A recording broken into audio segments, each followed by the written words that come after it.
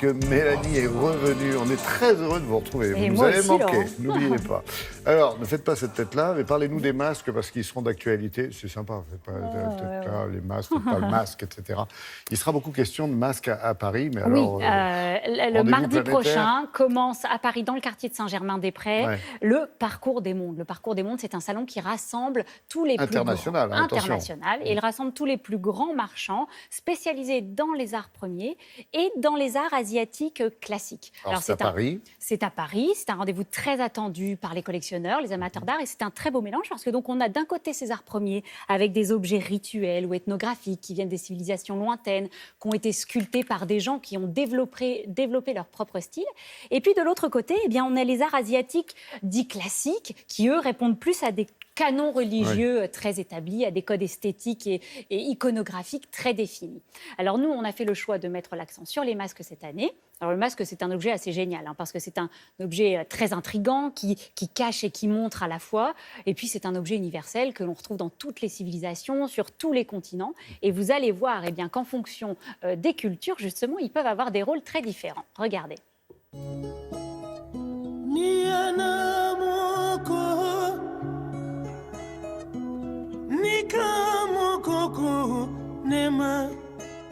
À l'occasion du Parcours des Mondes, nous avons choisi d'exposer des masques d'An, une population frontalière entre la Côte d'Ivoire et le Libéria. N'oublions pas que ce sont des sculptures, nous n'exposons que la partie sculptée, alors que le masque est un art total qui comporte une danse, des chants, qui comporte également un costume et des rites très compliqués. Nous exposons un célèbre masque qui, dès 1951, a été baptisé le Diamant Noir par son propriétaire, un galeriste de grande réputation et un esthète reconnu du monde entier qui s'appelait René Rasmussen. Les bouches sont toujours extrêmement bien dessinées, les nez également. Tout concourt à une espèce d'harmonie.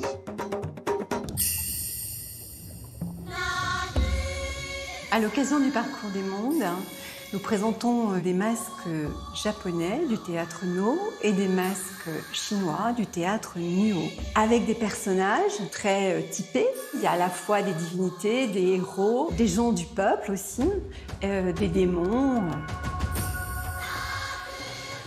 Ce masque-là, c'est un masque qui est, je dirais, le plus important du théâtre No. C'est un personnage de vieillard sacré. C'est un masque qui est vivant, qui a un regard malicieux, qui vous parle. Vous avez un vrai interlocuteur en face de vous. Quand on regarde l'arrière, on voit la façon dont il est taillé, qui indique son ancienneté et qui date de la fin du XIVe, du début du XVe siècle. C'est un masque extrêmement rare de cette époque-là. À l'occasion du Parcours des Mondes, je présente une exposition de masques primitifs népalais.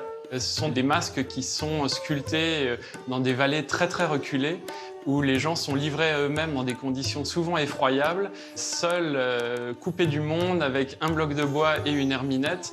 Et ce sont des masques qui sortent vraiment du cœur des sculpteurs, de leur ventre, et c'est ce qui fait vraiment leur spécificité.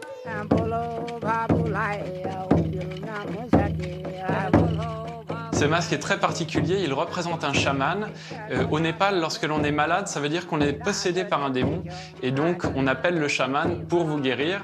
Ce masque est porté par l'assistant du chaman qui officie pendant l'exorcisme donc, et les démons voyant l'assistant affublé de ce masque jaillissent sur l'assistant au lieu de le faire sur le chaman et donc de ce fait le chaman peut les surprendre et les pourfendre de sa dague rituelle et guérir par là le malade. Ça, les masques, c'est un sujet qui fait causer. Ici. Oui. Alors, c'est vrai que vous en avez rapporté un qui est une pièce assez emblématique. Celui-ci, c'est un très joli masque que j'ai piqué à la Galerie Montbrison, où des grands spécialistes... Ah, sur les gens qui sont dans le couloir, là ? Exactement, oui, parce que, attention, ils viennent, c'est une pièce précieuse. Ça, c'est un masque Loa-Loa. Alors, les Loa-Loa, eux, sont de la République démocratique du Congo. C'est un masque rituel, bien sûr, qui servait à des grands rites initiatiques ou à des grandes cérémonies. Il est en bois, bien sûr. Et regardez, Laurent, regardez ce visage très épuré, avec des lignes très droites, avec des angles très cassants, une stylisation poussée à l'extrême qui fait penser à quoi moderne, hein. Qui fait penser à l'art moderne, Ouais. vous avez entièrement raison. Et tous les artistes, en fait, comme Picasso, comme Brancusi, comme Modigliani, dans les années 1920-1930, eh bien, s'inspiraient de ces masques-là, de cet art-là, pour peindre. D'ailleurs, ce masque, il fait un peu penser, on pourrait même dire qu'il fait penser aux grande Demoiselles pureté. d'Avignon. Ouais, tout à Voilà. fait. Donc, le Parcours des Mondes, c'est à partir de mardi prochain, c'est jusqu'au 16 septembre, dans le quartier Saint-Germain-des-Prés à Paris.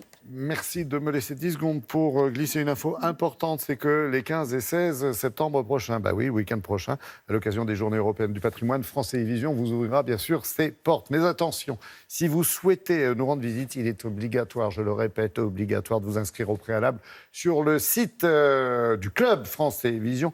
L'adresse internet doit être sur votre écran, leclub.francetv.fr. Vous pouvez le faire jusqu'à demain. Il reste une journée parce qu'une fois votre inscription validée, eh bien vous serez les bienvenus, bien sûr, dans nos studios.